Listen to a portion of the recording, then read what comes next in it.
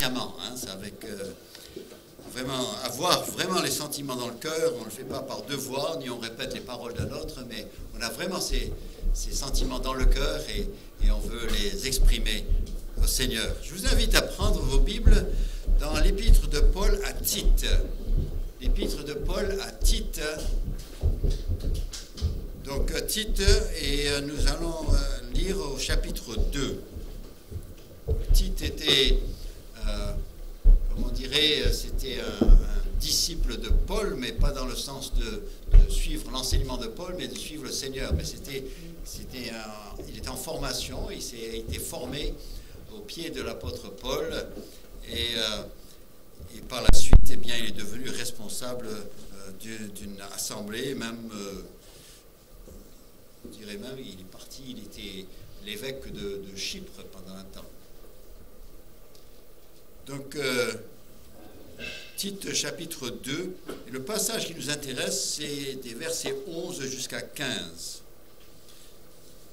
Donc, Tite 2, verset 11, et je lis: « Car la grâce de Dieu, source de salut pour tous les hommes, a été manifestée. Elle nous enseigne à renoncer à l'impiété et aux convoitises mondaines, et à vivre dans le siècle présent selon la sagesse, la justice et la piété, en attendant la bienheureuse espérance et la manifestation de la gloire du grand Dieu et de notre Sauveur Jésus-Christ, qui s'est donné lui-même pour nous, afin de nous racheter de toute iniquité et de se faire un peuple qui lui appartienne, purifié par lui et zélé pour les bonnes œuvres. Dis ces choses, exhorte et reprend avec une pleine autorité, que personne ne te méprise. » Donc, Tite, dans son désir de vouloir servir Dieu, et dans sa jeunesse, eh bien, il manquait de confiance, et puis certainement qu'il avait rencontré de la résistance à son enseignement. Et alors l'apôtre Paul lui écrit, il dit non, le contenu est bon, continue, affirme, déclare. Et donc j'ai pris mon sujet dans le verset 10 qui précède, dans le verset 10, et où je pose la question: comment faire honorer la doctrine de Dieu, hein? Le verset 10 dit à la fin du verset: afin de faire honorer en tout la doctrine de Dieu notre Sauveur. Faire honorer la doctrine de notre Dieu. Déjà au verset 1 du chapitre 2, il disait: pour toi, dis les choses qui sont conformes à la saine doctrine. Si c'est de la saine doctrine, affirme-le, déclare-le, enseigne-le. Et ne flanche point, n'abandonne point, garde la saine doctrine. Mais nous voulons toujours nous assurer que ce que nous enseignons, ce n'est pas nos idées, mais que c'est bien la doctrine que le Seigneur nous a donnée. Et dans ce contexte, dans ce chapitre 2, justement, il va nous dire comment, hein, qu'est-ce qu'il faut enseigner, comment dire les choses qui sont conformes à la saine doctrine. Et si on le disait à un groupe, il nous dirait: bon, alors on va commencer avec la doctrine, la théologie, la sotériologie, la pneumatologie, et puis on continue avec la doctrine. Mais ce qui est curieux, c'est que c'est pas comme ça qu'il dit. Regardez, verset 2, il commence: dit que les vieillards doivent être sobres, honnêtes, modérés, saints dans la foi, dans la charité et dans la patience. Exhortation pour les vieillards, il commence par eux. Au verset 3, il parle des femmes âgées. Ils doivent aussi avoir l'extérieur qui convient à la sainteté, n'être ni médisantes, ni adonnées au vin, qu'elles doivent donner de bonnes instructions dans le but d'apprendre aux jeunes femmes à aimer leurs maris et leurs enfants et à être retenues, chastes, occupées aux soins domestiques, bonnes, soumises à leur mari, afin que la parole de Dieu ne soit pas blasphémée. Ça, c'est la pensée de la bonne doctrine, selon Paul. Ça, il est en train de parler à des chrétiens. On dit, mais oui, mais les chrétiens... Non, mais les chrétiens peuvent avoir des problèmes.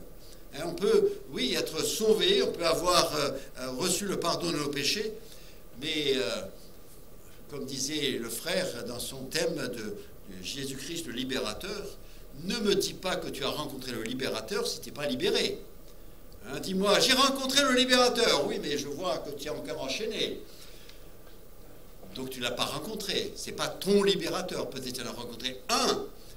Tu as fait la connaissance, mais tu n'as pas rencontré ton libérateur. Il ne t'a pas encore libéré. Et nous avons besoin de notre libérateur pour qu'il soit vraiment notre libérateur. Peut-être il est notre sauveur.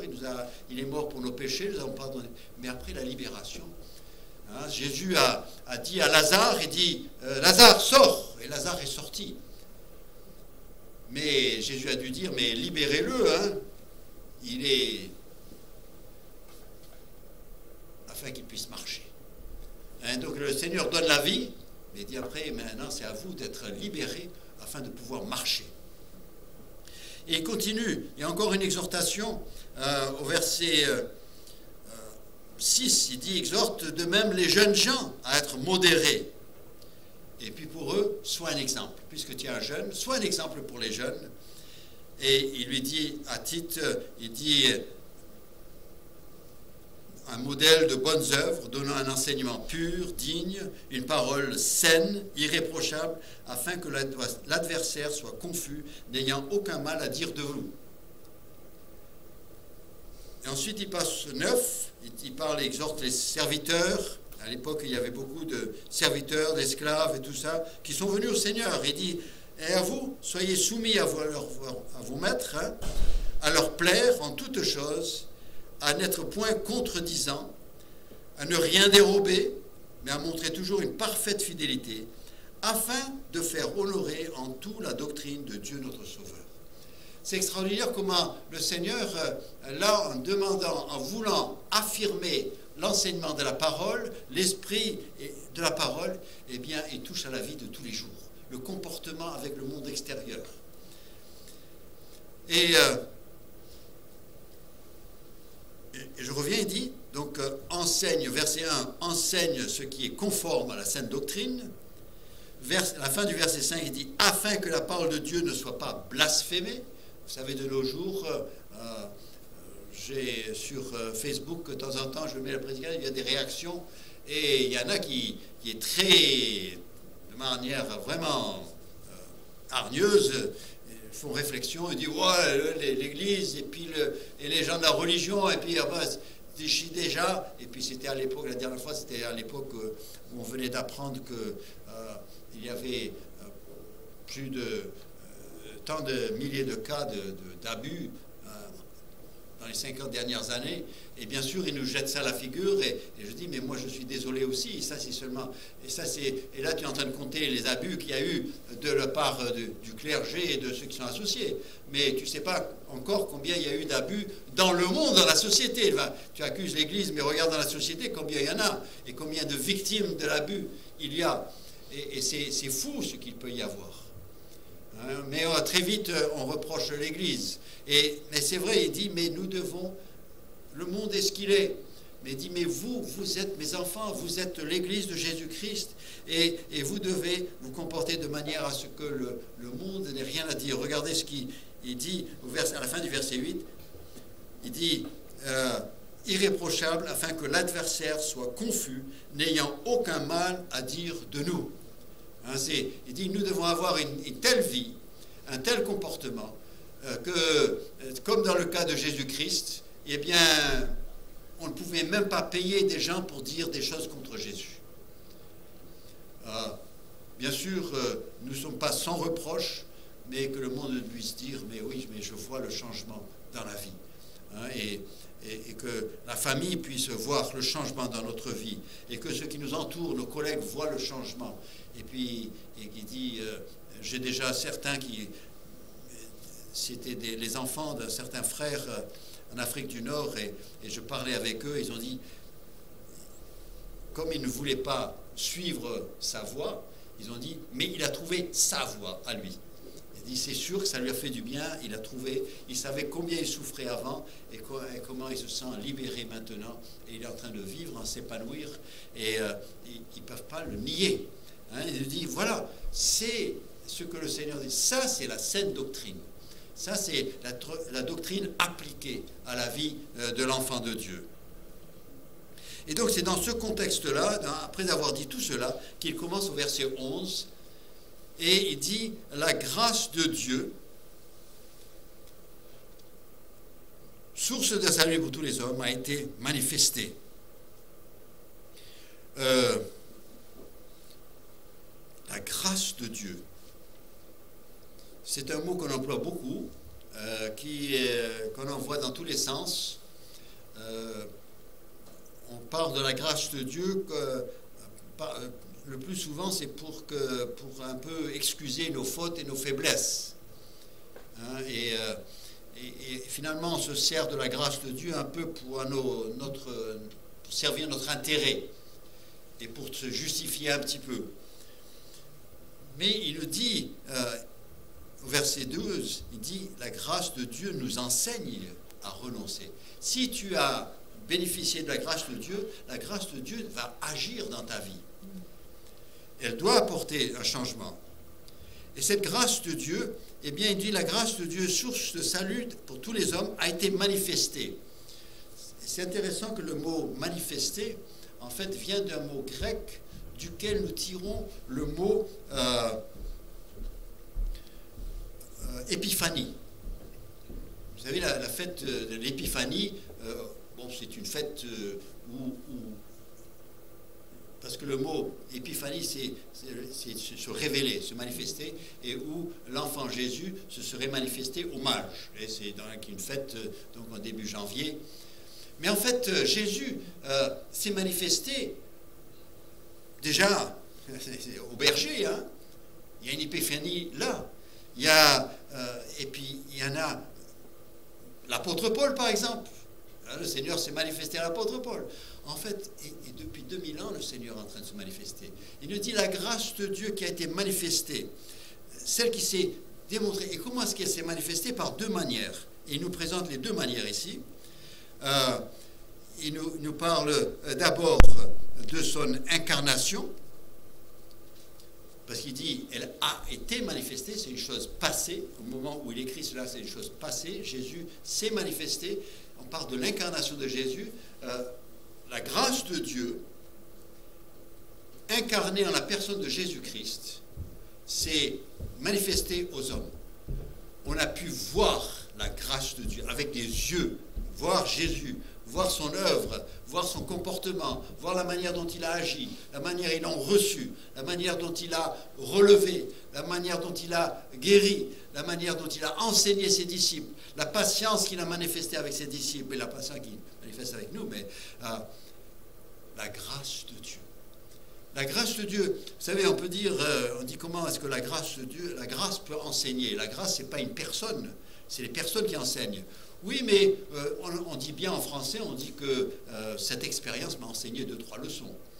Hein, on peut dire, et en fait, c'est la grâce de Dieu, eh bien, on la personnalise en la personne de Jésus-Christ. Et la première manifestation de la grâce de Dieu, c'est lorsque Jésus-Christ, sa première venue sur terre, et où il a vécu parmi les hommes, et à la fin, il est mort sur la croix. Et ça, c'était toujours la grâce de Dieu qui était manifestée, même par sa mort, parce que c'est l'expression de l'amour de Dieu, c'est l'expression de la manière dont Jésus a pardonné le brigand près de lui sur la croix.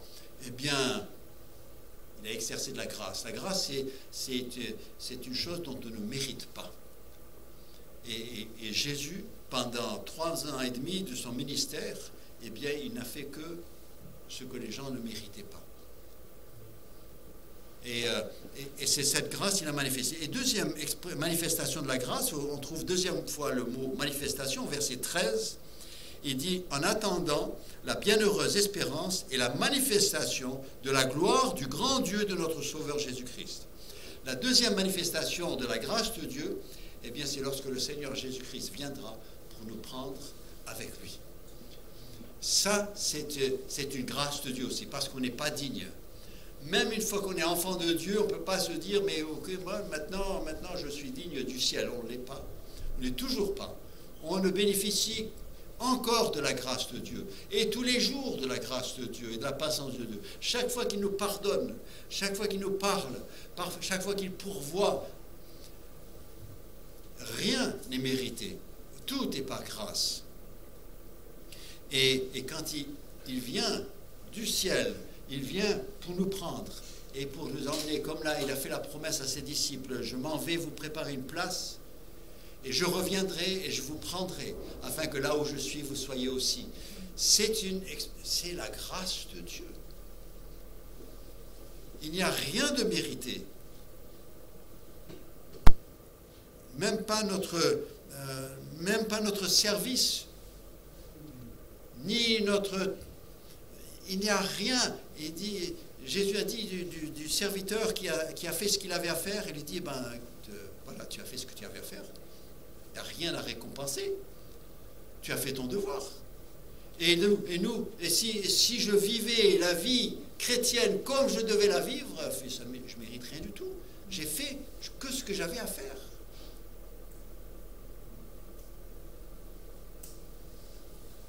Je rentre de Paris avec ma voiture, elle a bien roulé, elle m'a fait arriver à la maison. Alors je sors et je dis, ah voiture, merci beaucoup, hein, c'est gentil, hein, tu es extraordinaire, tout ça. Non, mais la voiture a fait ce qu'elle avait à faire. Elle a été créée pour ça et elle l'a fait. J'ai pas à la remercier. Vous savez, c'est toujours par grâce. Quand je me souviens, et tant que je me souviens que ce que je reçois du Seigneur n'est qu'une grâce, eh bien, ça m'empêchera de devenir orgueilleux et de se croire meilleur qu'un autre. Et celui qui commence à ressentir des sentiments, et puis celui qui croit être debout prenne garde de tomber. Si tu commences à penser que tu as réussi, que tu es quelqu'un, tu es meilleur que les autres, eh bien, tu as oublié ce que signifie la grâce de Dieu. Il nous dit, voilà, les deux manifestations, les deux épiphanies, les vraies, c'est Jésus-Christ incarné, qui vit parmi les hommes et qui vit la grâce de Dieu. Et donc, nous devons par nos vies aussi, eh bien, en fait, exprimer la grâce de Dieu dans le monde qui nous entoure. Parce que le monde ne peut pas voir la grâce de Dieu autrement. Et ensuite, bien sûr, cette bienheureuse espérance.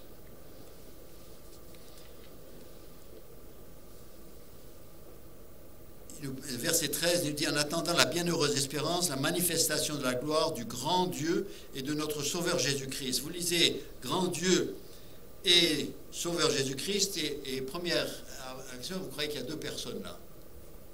Mais en fait, c'est deux termes pour la même personne. Parce que qui s'est donné lui-même. On ne dit pas de Dieu qui s'est donné lui-même pour nous. On parle de Jésus-Christ qui s'est donné lui-même. Jésus-Christ, et là il est en train d'affirmer et la divinité de Jésus-Christ et l'œuvre de Christ sur la croix en tant que sauveur. Là il dit, quand il parle du grand Dieu et notre sauveur Jésus-Christ, c'est comme si on disait et le mari et le père, c'est deux aspects de la même personne. Et Jésus-Christ, celui qui est mort sur la croix pour nous, eh bien c'est lui qui reviendra et qui encore une fois nous fera voir la grâce de Dieu. Et c'est pour ça que la joie, elle sera si grande au ciel, et l'étonnement si profond auprès des anges. Ils auraient voulu plonger les regards dans ce mystère du salut des hommes. Ils disent, mais je ne comprends pas comment c'est possible. Eh bien, Dieu dira, écoutez, voilà une démonstration de ma grâce. Voilà tous ces pécheurs que j'ai rassemblés et que j'ai transformés et à qui j'ai donné les capacités de vivre dans la gloire et dans la présence de Dieu. Il dit, voilà l'expression de la grâce. Parce que la grâce est un attribut de Dieu. Mais tant que Dieu restait au ciel et tant que Dieu n'avait rien à faire avec les hommes, c'était un attribut qu'il ne pouvait pas manifester. Et grâce avec qui? Il faut quelqu'un, il faut un objet de la grâce pour que la grâce puisse s'exprimer. Et Dieu, eh bien, s'est servi de le fait que les hommes se soient égarés, devenus pécheurs. Il a dit, voilà mon opportunité pour faire connaître ma grâce, c'est la nature de ma grâce.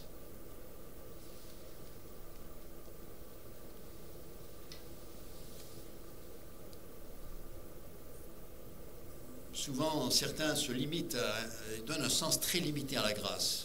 La grâce de Dieu, ce serait le fait que Dieu, eh bien, il a vu un tas de pécheurs, puis il en a prélevé quelques-uns qui n'étaient pas dignes du ciel, puis il en a prélevé quelques-uns, puis il a dit, vous pouvez aller au ciel. Et on appelle ça la grâce. Et comme eux, ils pouvaient pas, ils disent qu'ils ne pouvaient pas résister, puisque c'est lui qui les a pris et qui les a choisis, alors donc elle est irrésistible. La grâce de Dieu, c'est une chose généreuse. Dieu est généreux dans tous ses attributs.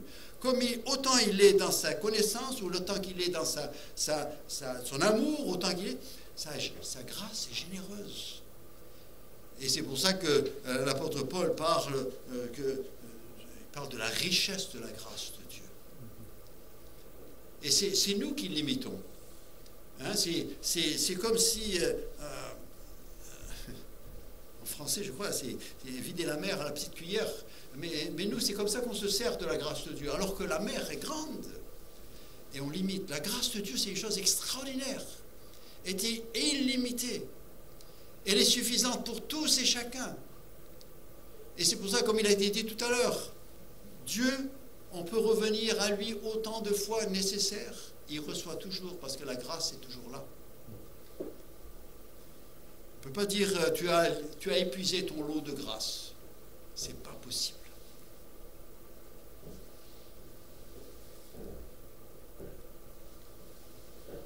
Il nous dit que cette grâce, c'est la source de salut pour tous les hommes. Source de salut pour tous les hommes. Vous savez, je vais reprendre l'image de source. Source, c'est origine.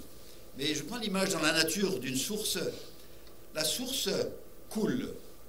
L'eau, sinon s'il n'y avait pas de l'eau qui coulait, ça ne s'appellerait pas une source, ça s'appellerait un trou. Donc l'eau coule, et c'est une source. Maintenant, et elle coule, que quelqu'un vienne boire ou personne ne passe, c'est pareil, elle coule toujours. Et si on veut en jouir, si on veut étancher la soif, il faut boire. C'est-à-dire, certains ne trouvent jamais la source, et donc leur soif n'est pas étanchée. Il y a d'autres qui arrivent, qui découvrent la source, ils la voient, ils l'entendent, le message leur est donné, mais ils ne boivent pas. Ils vont mourir de soif comme l'autre. La seule manière, c'est de boire.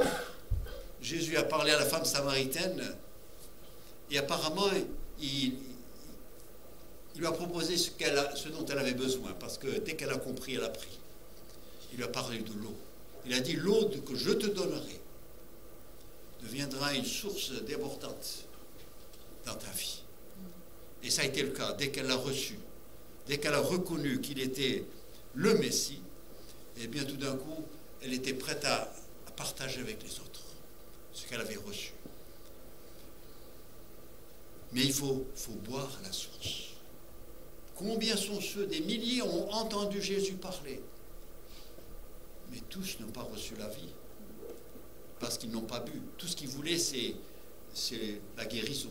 Tout ce qu'ils ont voulu, c'est le soulagement. Tout ce qu'ils ont voulu, c'est de pouvoir retrouver leur force, leur santé, pour pouvoir mener leur vie. De parmi les 10 lépreux, il n'y avait qu'un seul qui a reçu la grâce. Les autres n'ont reçu que la guérison.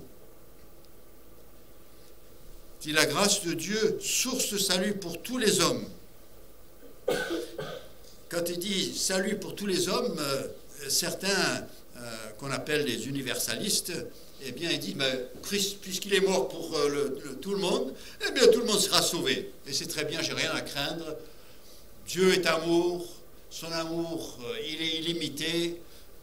Dieu est miséricordieux, Dieu est compatissant, Dieu est ceci, cela. Quand il viendra, ben, dans son amour, il nous fera rentrer quand même. Ce n'est pas l'enseignement de la parole. Et de notre côté, l'autre extrême n'est pas vrai aussi, qu'il y aurait une expiation limitée, que Christ serait mort sur la croix uniquement pour ceux qui allaient croire, et les autres ne sont pas couverts.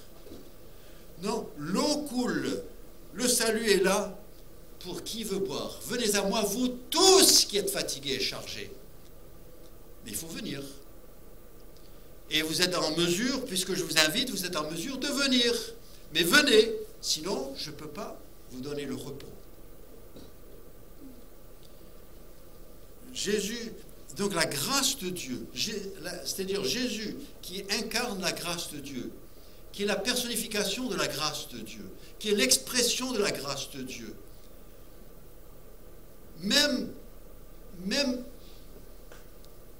dans un corps humain qui le limite énormément, eh bien nous avons vu une grâce comme on n'a connu nulle part ailleurs. Imaginez ce que c'est, maintenant qu'il est dans la gloire, qu'il a reçu son corps glorifié, comment il pourra exprimer la grâce de Dieu. Et c'est un peu mon imagination, mais nous serons là-haut dans la gloire, on va dire, ah, toi aussi tu es là? Ah, mais toi aussi? Oui, Dieu m'a fait grâce. Et toi aussi? Oui, Dieu m'a fait grâce.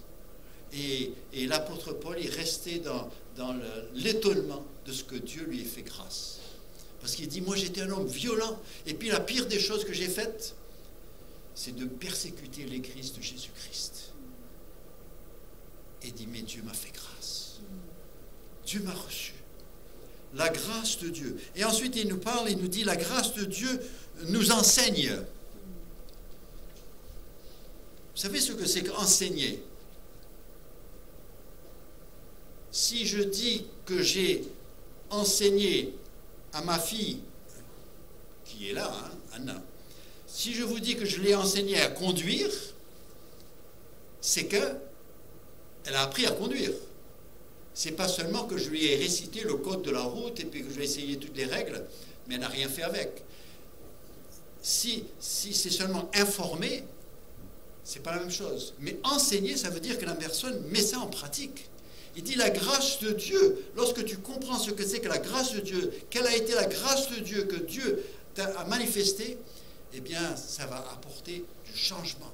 C'est pas que la grâce de Dieu nous communique une connaissance. C'est pas que la grâce de Dieu, eh bien, elle nous informe des choses sur Dieu. Mais c'est que moi, j'ai appris à faire des choses. Parce qu'elle enseigne, la grâce de Dieu enseigne.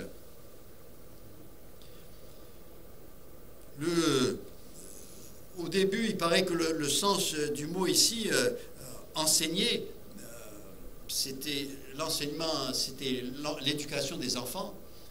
Et à l'origine, tout au début de l'usage de ce mot, éduquer les enfants, c'est-à-dire de les châtier, de les dire, oh, fais pas ça, et des coups à droite et à gauche, ce qui s'est pratiqué pendant longtemps aussi.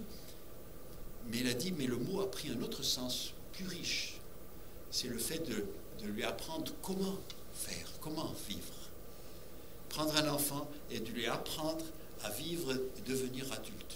Eh bien, la grâce de Dieu nous enseigne, eh bien, nous transmet et nous aide à comprendre comment nous devons vivre pour Dieu. C'est pour ça que maintenant vous comprenez pourquoi il y a la première partie du chapitre.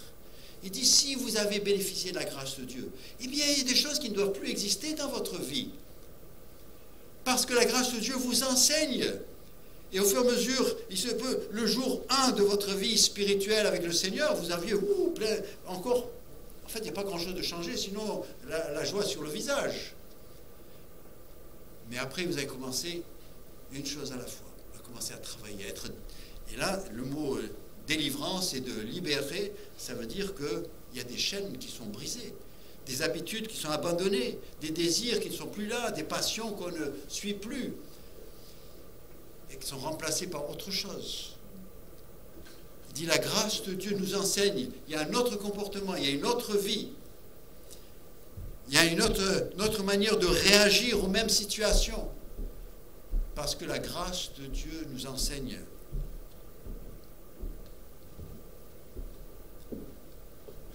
Et il nous dit qu'il nous enseigne un négativement et un positivement. Négativement, il nous dit la grâce de Dieu, verset 12, nous enseigne à renoncer à l'impiété et aux convoitises mondaines. La grâce de Dieu nous dit, écoutez, s'il t'a fait grâce, c'est à cause de cette vie-là que tu mènes. Alors, puisqu'il t'a fait grâce, abandonne cela. S'il t'a fait grâce, c'est qu'il veut que tu ne sois plus dans cet état-là, que tu ne vives plus cette vie-là. La grâce de Dieu m'enseigne à, négativement, à renoncer. Renoncer, c'est pas juste, je vais essayer de me retenir un petit peu. Non, renoncer, ça veut dire que j'abandonne. Quand je dis que je renonce à mes droits, ça veut dire que je signe et je ne reviens plus et je ne peux plus prétendre. Renoncer à l'impiété. Et positivement, il nous dit à vivre dans le siècle présent, à vivre, c'est-à-dire dans le présent pour nous, selon la sagesse. La sagesse, eh bien, c'est dans la parole de Dieu. Le commencement de la sagesse, c'est la crainte de Dieu. Et une fois qu'on a cette crainte et cette relation avec Dieu, puis après, on continue à approfondir sa parole. La justice, mais pas la justice des hommes. Oh, la justice des hommes, alors là, ne comptez pas dessus. La justice des hommes, on est arrivé à point, mais c'est affolant. Tu bats un chat, tu fais de la prison, tu bats ta femme, il ne t'arrive rien. Parler de la justice de notre société, mais ce n'est pas de la justice, ça. Quand il parle de la justice, c'est la justice de Dieu. Si vous voulez des idées, regardez, lisez l'Ancien Testament, ce qu'il a donné aux enfants d'Israël. Là, il vous donne une idée de ce que c'est que la justice. Et puis, la piété. Ce n'est pas seulement faire ce qui est droit, mais c'est aussi en même temps avec cette relation avec Dieu. La piété. C'est pas seulement de temps en temps s'agenouiller devant un symbole, c'est une vie. Il dit renoncer à l'impiété pour commencer à vivre la piété. Pas la religion, la piété, avec le Dieu réel. Je ne suis pas une religion, je suis un sauveur et un Seigneur.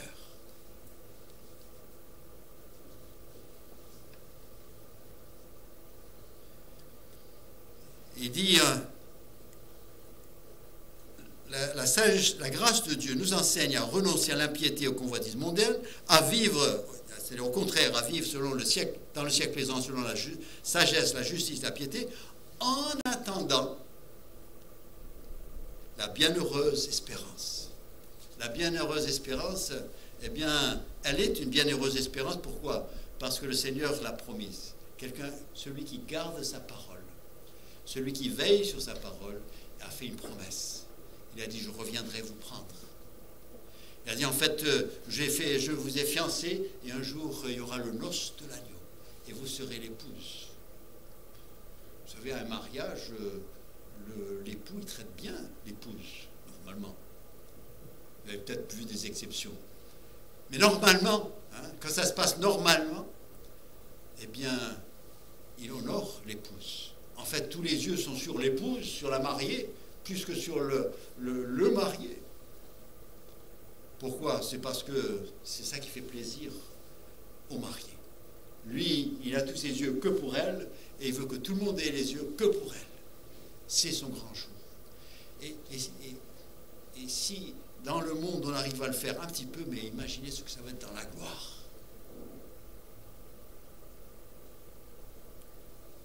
Et dire, en attendant ce jour, si tu crois vraiment que le Seigneur va revenir pour nous prendre, ça devrait un peu provoquer chez toi un autre comportement. Tu sais qu'il vient. C'est comme ceux qui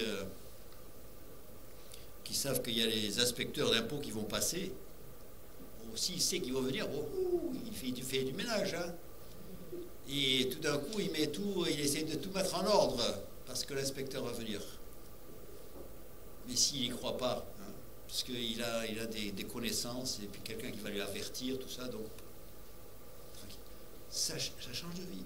Mais nous, ce n'est pas un inspecteur qui vient, c'est notre Seigneur de gloire. C'est pour ça que c'est une bienheureuse espérance. Et parce qu'en elle, il y a la manifestation de la gloire du grand Dieu, de notre Sauveur Jésus-Christ. Dans cette bienheureuse espérance, eh bien, nous allons voir Jésus-Christ dans sa gloire. Malheureusement, et c'est juste de le voir de temps en temps, de le voir crucifié sur la croix, c'est bien d'être rappelé, c'est pour ça que nous célébrons la scène. C'est en fait, symboliquement, nous pensons à Christ crucifié, mais il n'est pas resté crucifié. Il est sorti de la tombe vainqueur. C'est pour ça que dans les églises protestantes, les croix sont nues, parce qu'on croit à la résurrection du Seigneur. Et nous faisons appel à un Seigneur vainqueur, ressuscité, qui a vaincu la mort. Mais aussi nous croyons à un Sauveur qui reviendra nous prendre, afin que là où il est, nous soyons aussi. Et donc, si je vis dans l'attente du retour du Seigneur, je vais vivre autrement que si je vis dans l'inconscience de son retour. Ça ne change rien, il viendra quand même. Mais il y en a qui risquent d'être embêtés.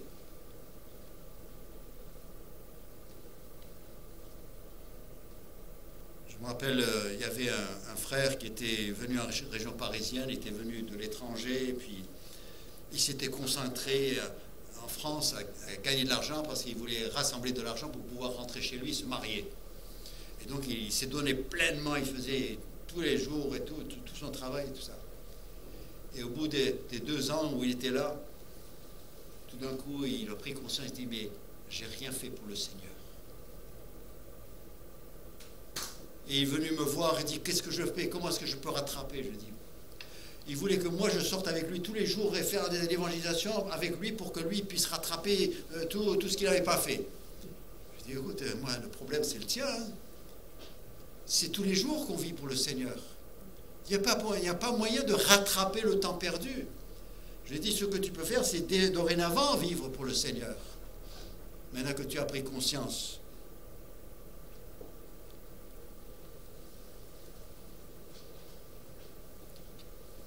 Par la manifestation du grand Dieu, notre Sauveur Jésus-Christ, qui s'est donné lui-même.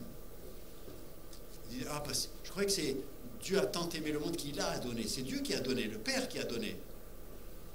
Oui, mais le Fils aussi s'est donné. Vous n'avez pas entendu prier dans le jardin de Gethsémanée? Il dit non pas ma volonté, mais la tienne.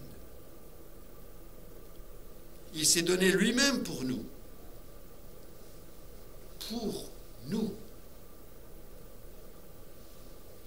afin de nous racheter de toute iniquité.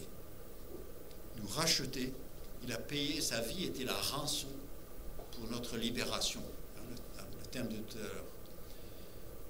On a pu être libéré parce que quelqu'un a payé la rançon.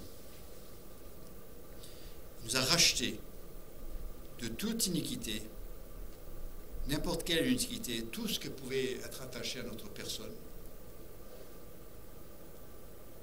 et se faire un peuple qui lui appartienne. C'était pas juste, il dit, ces pauvres gens, ces pauvres créatures, ils me font pitié.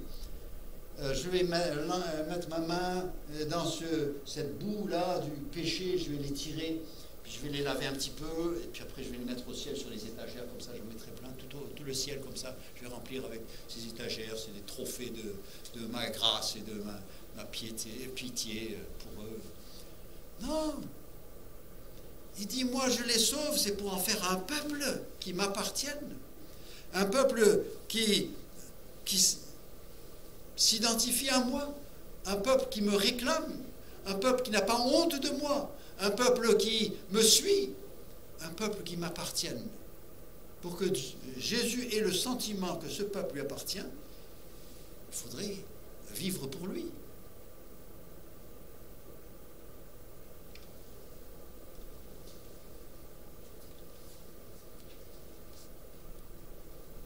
Et dans mes rencontres cette semaine, j'ai rencontré quelqu'un qui parlait d'un certain jeune homme.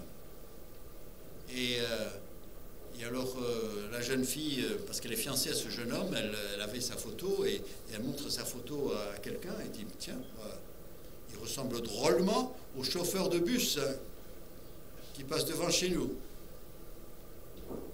Et la réalité, c'est que le chauffeur de bus, c'était le père de l'enfant. Et le mari de sa mère, c'était pas le père. Pourquoi? Parce qu'on ressemble au nôtre. On ressemble à celui à qui nous appartenons. Et il faut que le monde puisse nous voir et nous regarder et dire, mais comme ils ont dit des disciples, ils prirent note qu'ils avaient été avec Jésus. Ces gens-là, ils se comportent comme Jésus, ils parlent comme lui. Ah oui, ils ont été marqués. Pour eux, c'était peut-être un lavage de cerveau, mais la réalité, c'est que eux, depuis qu'ils étaient à Jésus, ils commençaient à se comporter comme Jésus. Et pour nous, le monde doit reconnaître et voir Jésus dans notre vie. Et il dit, se racheter un peuple, se faire un peuple qui lui appartienne, purifié par lui. S'il a été purifié par lui, c'est qu'il doit être pur. Sinon, on ne peut pas prétendre qu'il est purifié. Donc, purifié, ce n'est pas seulement que les péchés sont pardonnés, mais on a besoin que nos pensées soient purifiées aussi. On a pensé, nos motivations, nos intérêts, tout doit être pur. Et ça, c'est un processus. C'est pour ça que nous avons le Saint-Esprit en nous, pour nous aider avec tout cela.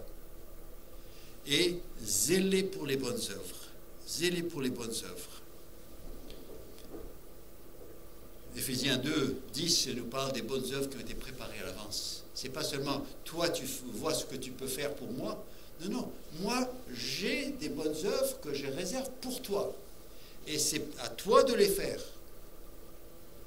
Et c'est réservé pour toi. Et si tu ne le fais pas, ça ne sera pas fait. Les œuvres qu'il a préparées. C'est à nous de dire, mais qu'est-ce que tu veux de moi? Combien de chrétiens disent, Seigneur, moi j'aime bien chanter, donc je vais chanter pour toi. Il dit, c'est comme ça que tu viens. Et si tu aimes chanter, mais c'est très bien, mais ça, tu peux chanter, hein, il n'y a rien qui t'empêche de chanter.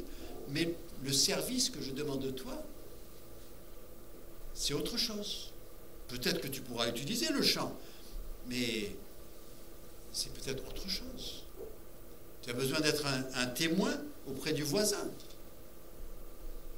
Et plus que... Ah bon, ça chante beaucoup là-bas chez les voisins.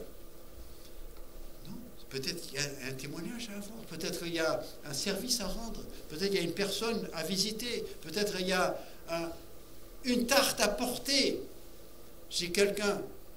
Un appel à faire pour l'encourager. Les choses que Dieu a préparées d'avance. Il compte sur moi pour la bonne santé de l'Église et de son peuple. C'est-à-dire, la grâce de Dieu nous enseigne à être... on a une nouvelle sensibilité pour le monde qui nous entoure. Avant, je voyais tous les gens qui menaçaient le peu que j'avais. Maintenant, je vois ce que je peux apporter à ce monde. Ça, c'est l'œuvre de la grâce de Dieu. Et ça, c'est le produit de l'enseignement de la grâce de Dieu.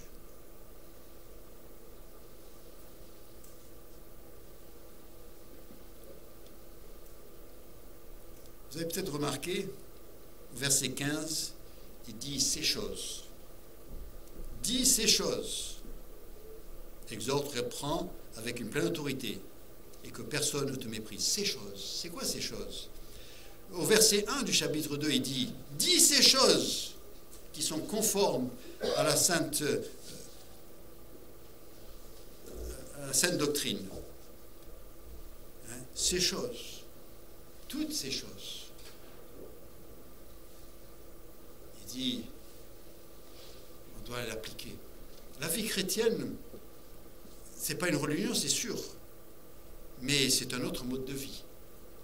Et c'est une vie qui transmet un message au monde qui nous entoure. Dieu a voulu faire connaître sa grâce au monde, et nous devons être là pour affirmer cette grâce auprès du monde qui nous entoure.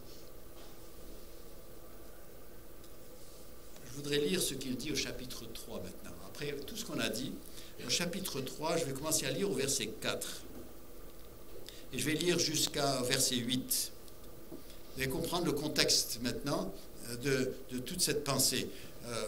Chapitre 3, verset 4, il dit « Mais lorsque la bonté de Dieu, notre Sauveur, et son amour pour les hommes ont été manifestés, il nous a sauvés, non à cause des œuvres de justice que nous aurions faites, mais selon sa miséricorde, ça va très bien avec la grâce, par le baptême de la régénération et le renouvellement du Saint-Esprit, qu'il a répandu sur nous avec abondance par Jésus-Christ notre Seigneur, afin que, justifiés par sa grâce, c'est-à-dire nous qui sommes justifiés par sa grâce, nous devenions, en espérance, héritiers de la vie éternelle.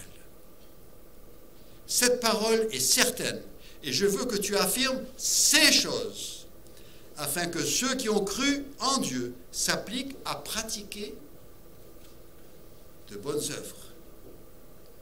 Voilà ce qui est bon et utile aux hommes. Voilà, la vie chrétienne, c'est pas juste du Alléluia et je crois et j'aime et Dieu t'aime et Dieu m'aime et puis il nous aime tous et nous nous aimons tous et Alléluia. Ça, c'est pas la vie chrétienne. Ça, c'est du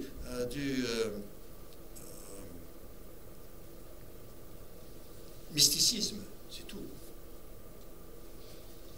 Et il y a un aspect mystique à la vie chrétienne, mais il n'y a pas que ça. Et souvent, les religions, c'est du mysticisme. C'est pour ça qu'on rentre dans des temples qui ont comme ça, il y a une certaine ambiance, il y a des jeux de lumière, il y a des jeux de son, il y a des jeux d'odeur, et ça crée une ambiance mystique, et on se sent dans la présence de Dieu. Et ça joue sur l'âme, et l'âme est apaisée, c'est vrai, ça marche. Mais c'est pas ça, la vie chrétienne. La grâce de Dieu nous enseigne autre chose. La vie chrétienne, elle se vit dans la rue. Elle se vit dans le foyer, elle se vit au travail, elle se vit partout. Et voilà et il nous dit, écoutez, tu veux la grâce de Dieu? Eh bien, la grâce de Dieu, c'est ça. C'est une vie, et c'est une vie pure. C'est un changement. Je l'ai dit au début, ne prétends pas avoir rencontré le libérateur si tu n'es pas libéré. Tu ne seras pas crédible. Oh, que le Seigneur nous aide et qu'il nous assiste. Et ne retirons rien de la grâce de Dieu. La grâce de Dieu, c'est aussi glorieux que Dieu lui-même. Et ça ne cessera jamais. Et notre présence dans le ciel pour l'éternité, ce sera un témoignage éternel de la grâce de Dieu. Ce sera un attribut qu'il aurait exprimé et qui a produit des résultats. Que le Seigneur nous aide et à aller de progrès en progrès. Et qu'il y ait cette démonstration de l'œuvre de la grâce dans nos vies. Père Céleste, combien nous sommes reconnaissants à toi pour cette œuvre. Oui, nous avons voulu recevoir la grâce du pardon des péchés, parce que ça nous embêtait drôlement sur notre conscience, et on avait peur de l'enfer, du jugement éternel, et donc on a fait appel à la grâce. Mais la grâce, n'était pas seulement pour nous épargner le jugement éternel, mais c'est pour qu'on devienne un peuple qui lui appartienne et qui vive à sa gloire en attendant la bienheureuse espérance, une réelle espérance. Seigneur, oh, que nous puissions avoir la pensée et que nous puissions affirmer ces choses, parce que c'est ça la sainte doctrine, c'est la vie transformée. Père, merci pour ta parole, merci pour le rappel, et viens au secours de notre faiblesse, et pardonne-nous pour nos écartements. Père, c'est au nom de Jésus-Christ que nous te prions. Amen.